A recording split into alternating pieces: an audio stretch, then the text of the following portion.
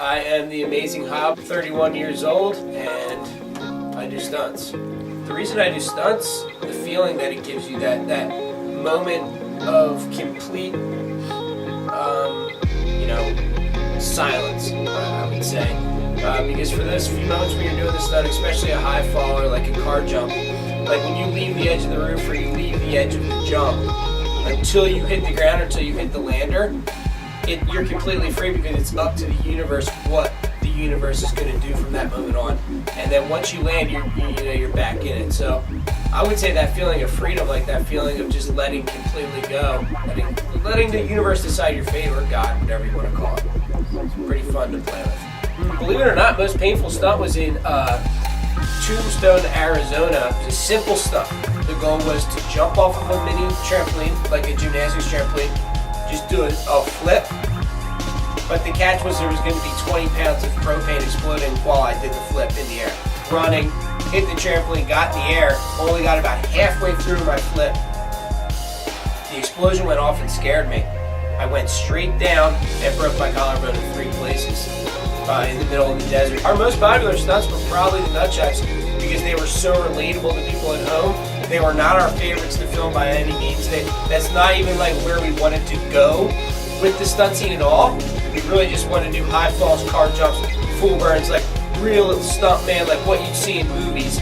But our audience, the clip agents, they wanted nutshots, so we gave them nutshots. If I didn't succeed at stunts, what would I be? I would say the same person I would be if I succeeded in stunts, because stunts for me have always been in my life, but they have never controlled my life. Like, I do stunts, but I love BMX, I love skateboarding, I love construction, I love my daughter. I love everything about my life, not only the stunt aspect. So that's just a part of who I am, and it's a big part of who I am, and it's definitely guided me towards, where I am today in my life. But without stunts, I would say I'd be the same person, just less hurt. The most feared stunt that I've wanted to do for a long time is do a high fall out of a hot air balloon. Would I want Naomi Thrash to do stunts? Yeah, if that's what she wanted to do. And I always thought, before I had a daughter, or before I had a kid, that I would be like, oh, you're going to do stunts. You're going to do stunts for sure, like a prodigy type thing. But now that I have a kid, I realized that she can just make her own choices. If she wants to be a ballerina, let her be a ballerina. If she wants to do stunts, she can do stunts. Nub TV actually came from my brother Ben's mind. He originally had a company called Nerdical, so it was like nerds being radical. Through our years of like hanging out together and doing crazy stuff, we changed to Nub because we figured we wanted to have a movement which was nobody's unlike Buddy, where everybody was welcomed into the crew, no matter what, no matter their thoughts, no matter anything wrong with them, any drug habits, anything, they were welcomed into the group. So we didn't exclude anybody, and that was the point behind Nub, and then it just grew to Nub TV once we got on TV. First video camera that we started with at Nub TV was I honestly don't even know what to call it. It had a VHS on the side of it, and we like closed it and poof, started filming.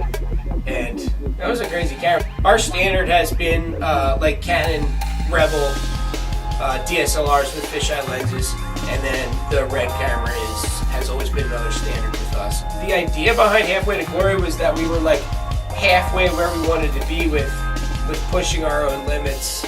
Our idea was that we were halfway there. We had already like done what we thought was halfway to a blow up, I guess, or or halfway. I don't really know what we were thinking. We just thought that was a halfway part, and then there was going to be another part. But we still haven't done the other part because we didn't answer that question yet. So there will be glory, and we have talked about it. Halfway to Glory was just the halfway mark where we're like satisfied with what we had done as a collaborative to put together as a DVD, I would say. Yeah, we decided to do Too Tough to Die, which was a Nub TV collaborative with Dr. Danger series. I wrote the series with Dr. Danger, gave the script to Ben. He was very interested in the idea. We pitched the idea around to the other guys in Nub TV. Everybody seemed really into it. It seems sketchy because Dr. Danger is one of the last true daredevils, I would say, in the United States. A lot of stuff that is in our videos we learned from Too Tough to Die. We learned from Dr. Danger. All of our fire stunts, and he taught us a lot about jumping cars, what not to do. Too Tough to Die was one of the first times that we came together as a group and really wanted to make something seem professional, not just an edit. It was something that we wanted to bring to the table, like do some acting in it, have some ideas going forward, and really get the shots that were needed, not just waving the camera around and being idiots. It was a really fun series to work on.